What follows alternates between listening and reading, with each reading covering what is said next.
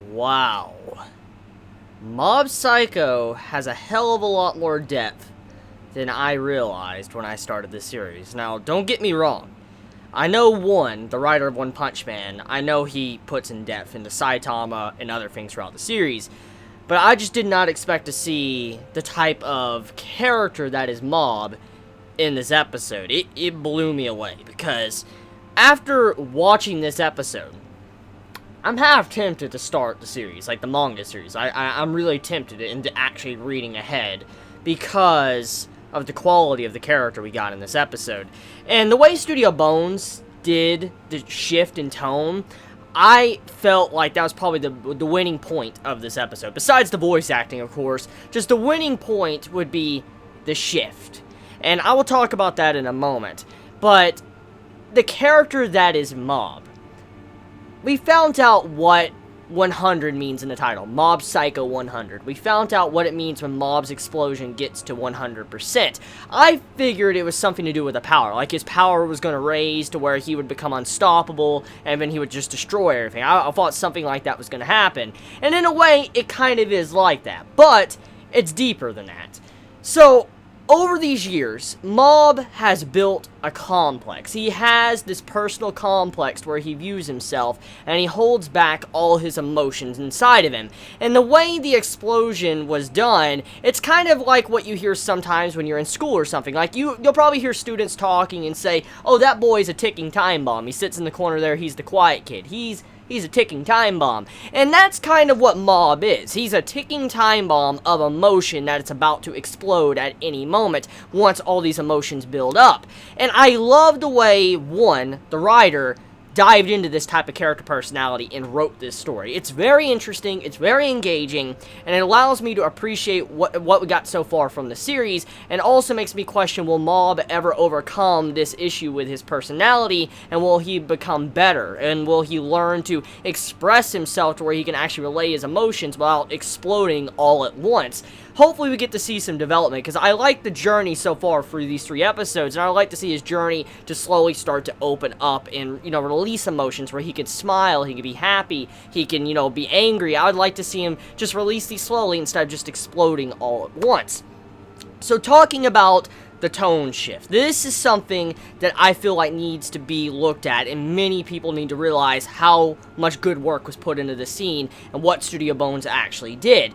Now, I know there's many that will start Mob Psycho 100, the anime, and instantly write this series off for probably bad art, bad animation, and I instantly gotta say no. This series has no bad art. The fucking art's amazing, and so is the animation. But I know many are just gonna write the series off because it just doesn't look like your traditional anime or slash moe series, and many are gonna say it just kind of looks ugly. I don't want to watch this, and it kind of disappoints me. Many will actually look at the series like that. Like Ping Pong, the animation, fucking fantastic series, but many people decided to drop it because it looked absolutely ugly in some people's eyes, even though it was pretty fucking beautiful when you actually got to see the series continue on. But enough about that. Talking about the tone shift, there was a scene, or throughout majority of actually Mob Psycho, we have seen this softer, light side to the series. I mean, there has been a little bit of dark moments, but overall, we've seen the tone of the series, especially when it comes to the animation art, very light-hearted. Something that's just very wacky, like you're on an acid trip.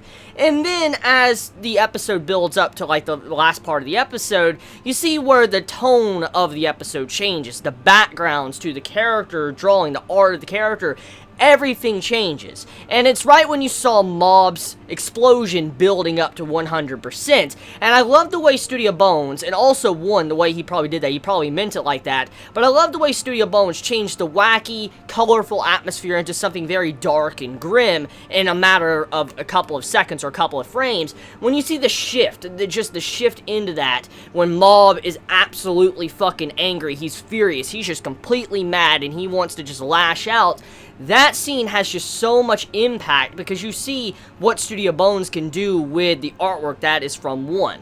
And I'm really happy that Studio Bones continues to put in this quality work each week. It just goes to show you how much passion they have for the series. Now, I've talked about this in my first episode review and my second episode review, but you can really see how much they care about Mob Psycho when you take a look at that scene in this episode. It's just a perfect representation of how much passion is going into this project.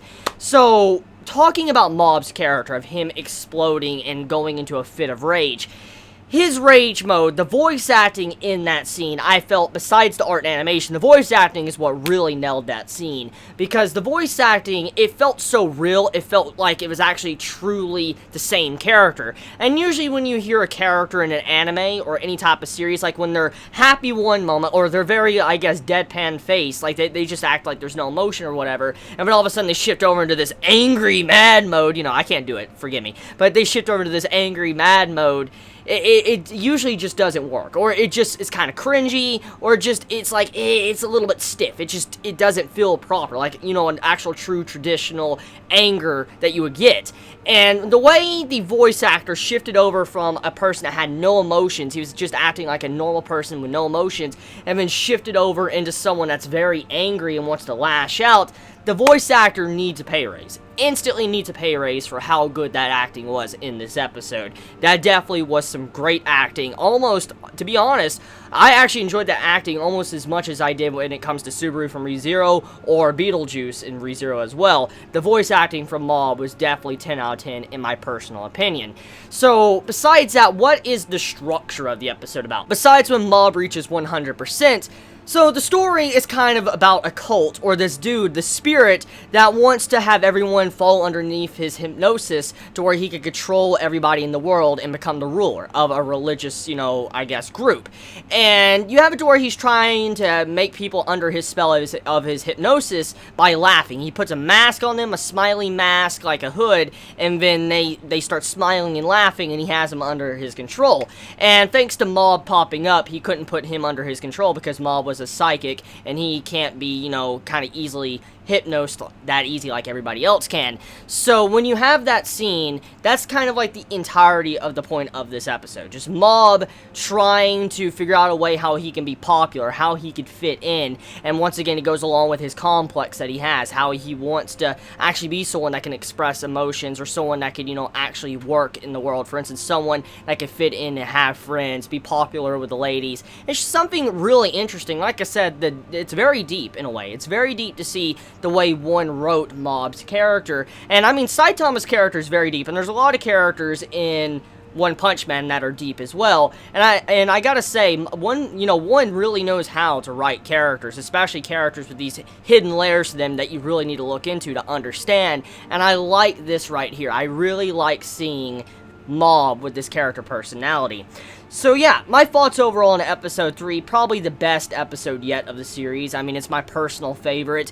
Art animation was phenomenal, so was the voice acting, and I mean, the actual impact of this episode, it hit just the right notes for me to actually say I love this series, and it can definitely stand on its own, separate away from One Punch Man's fame. And I mean, it just goes to show you how good the writer is. I mean, not every day can you see a writer that can make something as good as One Punch Man, and also make something good as Mob Psycho. It's a rarity. Usually when you have a writer, they can make one good work, and that's about it. I mean, let's think about it, okay? I mean, you have it to where usually big writers, they make one big series, they can't write anything else because they've been doing that and that's all they really know what to write.